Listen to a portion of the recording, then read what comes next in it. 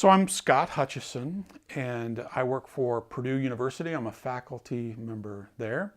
So I teach, but also work a lot with industry and often communities or entire regional economies around complex challenges that they may be facing. Those could be technically complex or they could be socially complex.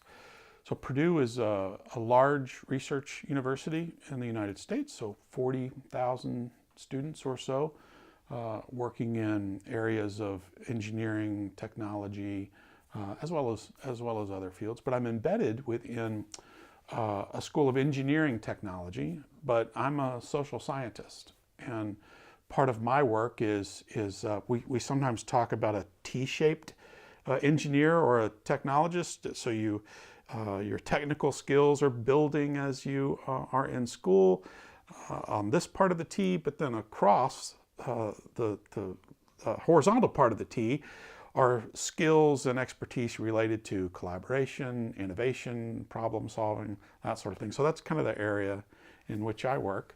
My background is I have an unlikely undergraduate education in theater, but it's proven to actually be quite helpful. And then went on to get a PhD in public policy, where I first became interested in complex issues and the role that government and the private sector play in moving an entire economy forward, for instance. But now get to apply that kind of science of complexity, if you will, in a lot of different contexts, both within big organizations like NASA and federal agencies, but also companies, but still in communities and regional economies that are facing transition as well.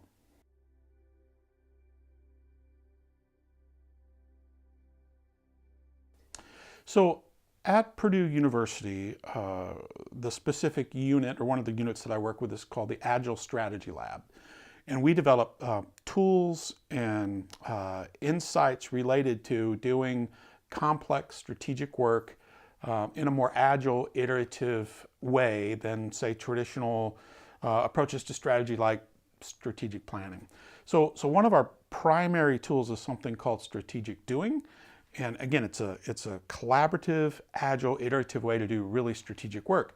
And we've been working on that tool and delivering that tool, that solution, for really 10 or 12 years at Purdue. And we've seen wonderful success in a lot of different contexts.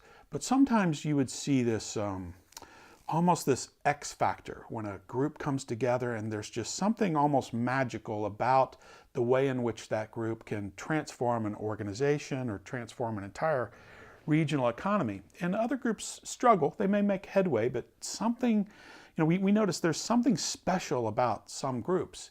And we always kind of scratched our heads and wondered, I wonder what that is and how you could predict it or anticipate for that and make that magic happen, more often.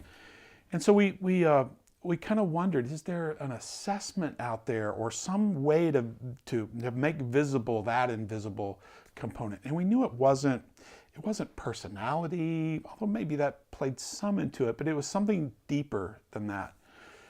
So that was a kind of a passive search. We kind of had our ear to the ground and wondered if there might be something. And then we ran into a colleague. He became a colleague named Bob Sadler, and Bob has worked all over, but he's currently out in Northern California, just outside the Silicon Valley area. And we were talking with Bob and sharing our work, and all of a sudden Bob's kind of eyes got bright. He said, "I've got to introduce you to the folks at Human Insight, because I'm hearing a lot of the same language." And as we described kind of that mysterious X factor, he was almost, handing this wonderful gift. He said, I think I have a way to do that for you. So he made an email introduction, if I remember correctly, to the Human Insight folks. And we had a Skype call or a Zoom call. I forget which platform we used. And we immediately saw a connection in the way that we think, the things that interest and excite us. So a wonderful partnership began, and that was 2 years ago, maybe just short of 2 years, but it's been a wonderful relationship. And you meet these colleagues, and even though it's a new relationship, it feels like you're old friends from long ago. You have so much in common, and that's the kind of relationship we have with Human Insight.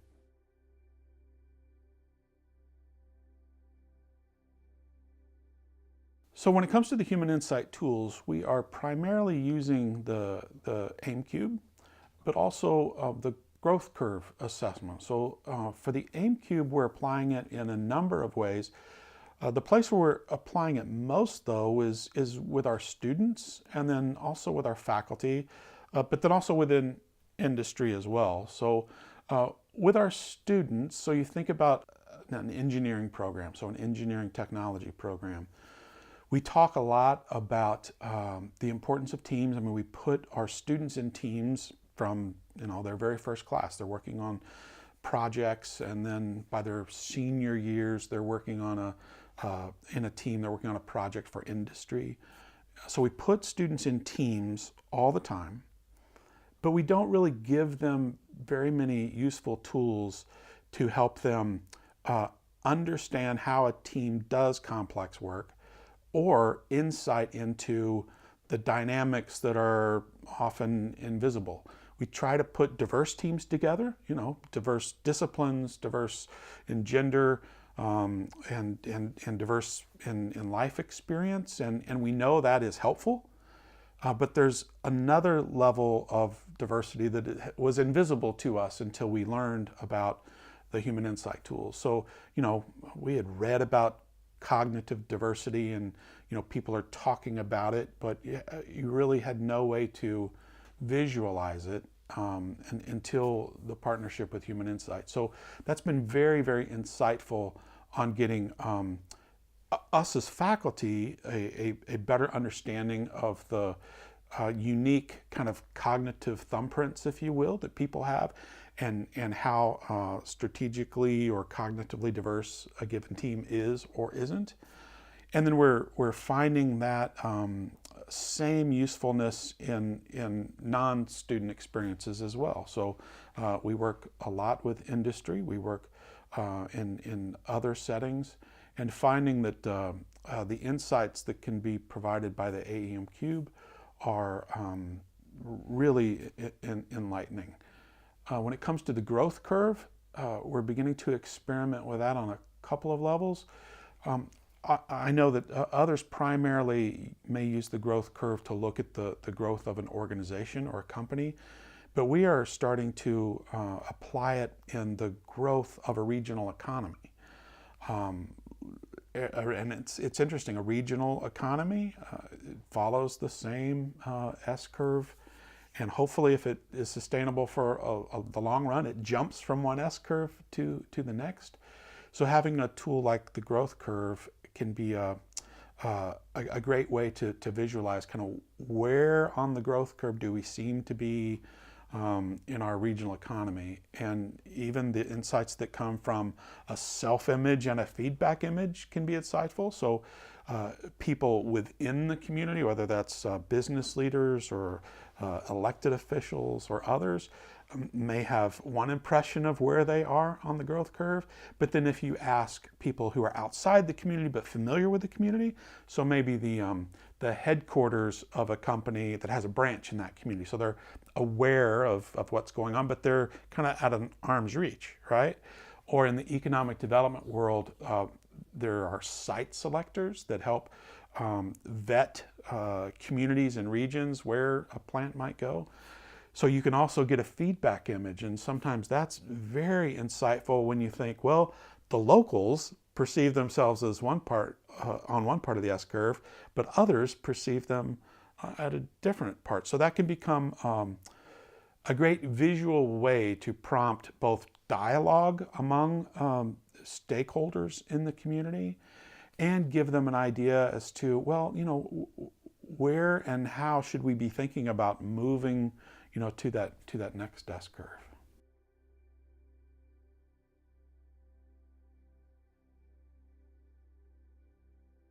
We began first experimenting with the AEM-Cube with students. So I was teaching a class and I needed to put students in teams. So I said, well, let's do the AEM-Cube and have a kind of a debrief on where people were and what that might mean, but then also use that data to assemble my teams.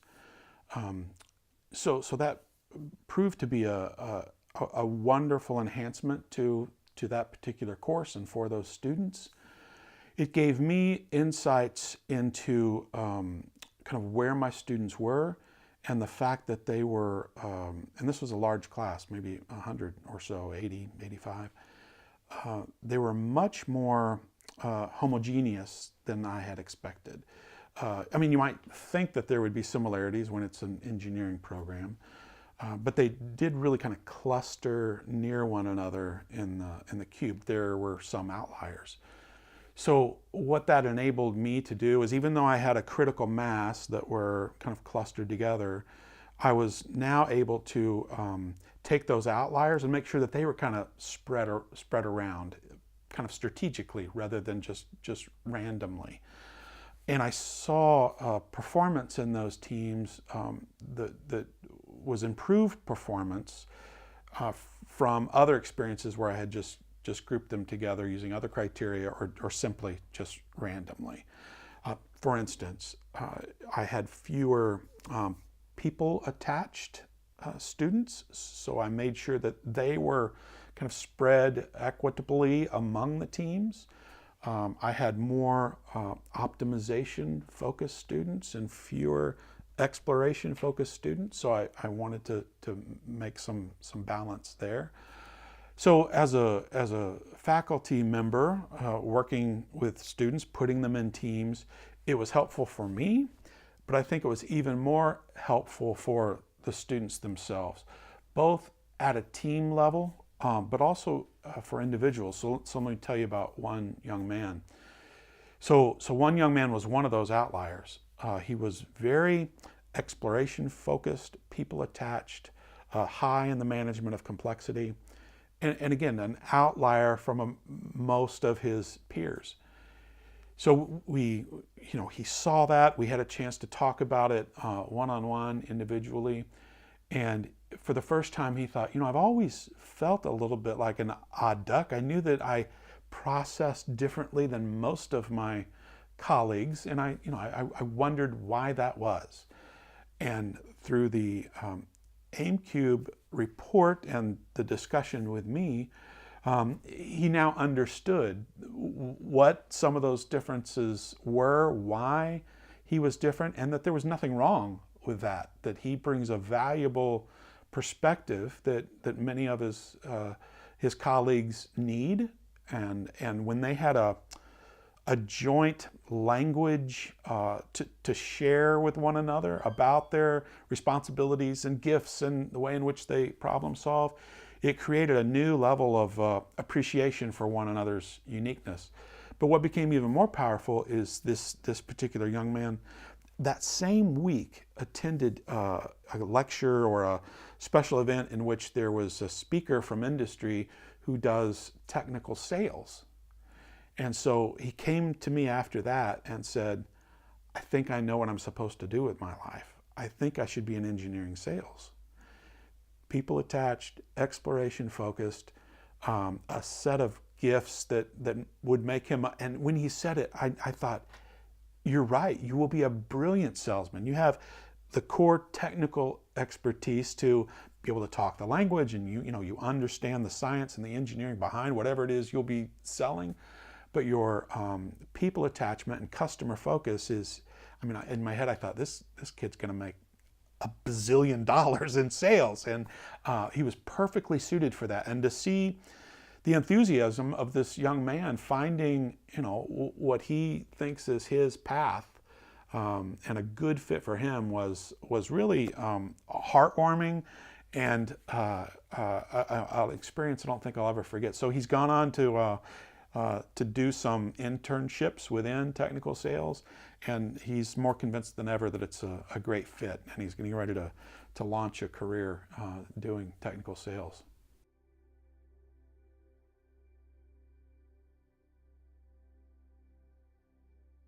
When it comes to others who are using the human insight tools, the AEM-Cube and others, my advice to them would be to engage in kind of the practitioner community. What I find most fulfilling is being among a group of professionals or a learning community, if you will, using some of the same tools, asking deep questions about the science underneath it and really creative applications. If I was using the tools just by myself, without being in part of a community, I don't think I would get nearly the value out of it as I have interacting with colleagues.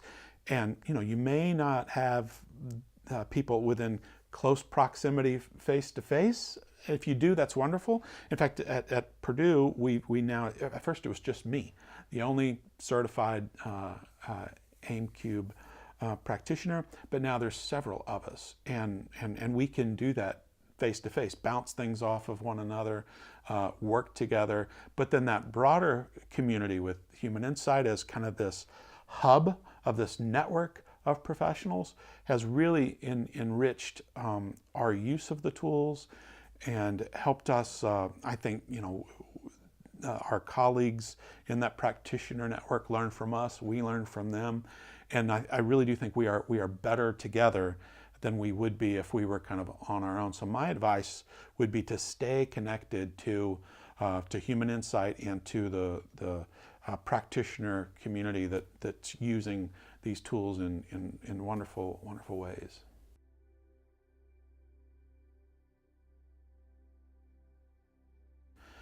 When I think about the future of my work and the role that Human Insight's tools will play in that,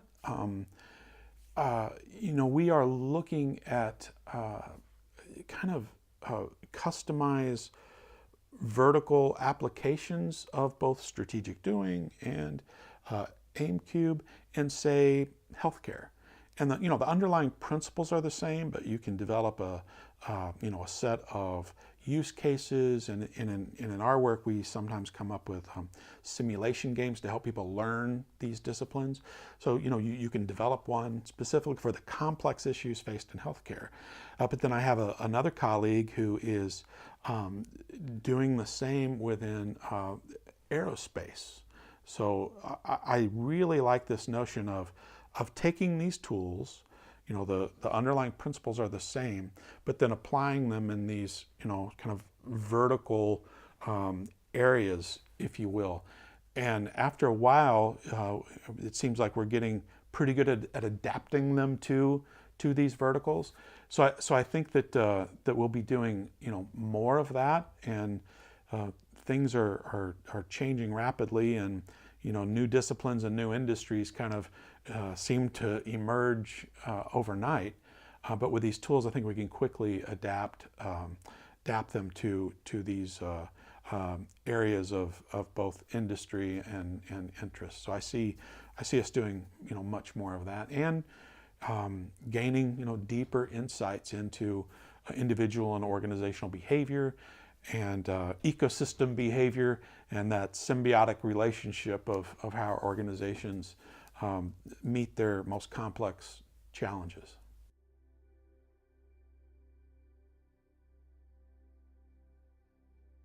We think that the tools that we offer at the Agile Strategy Lab are very much aligned with the tools and the processes offered through Human Insight, and we use each other's tools. So, I would love to connect with others who are using Human Insight tools that might also find value in learning more about our tools. So, the diagnostic of a team or an organization provides some wonderful insights, but then we think that our discipline, strategic doing, and some of the other things we do almost can provide an operating system, if you will, for groups and organizations to do the complex work of transformation. So we would welcome anyone to contact us at the Agile Strategy Lab at Purdue University, and we'd love to have a conversation.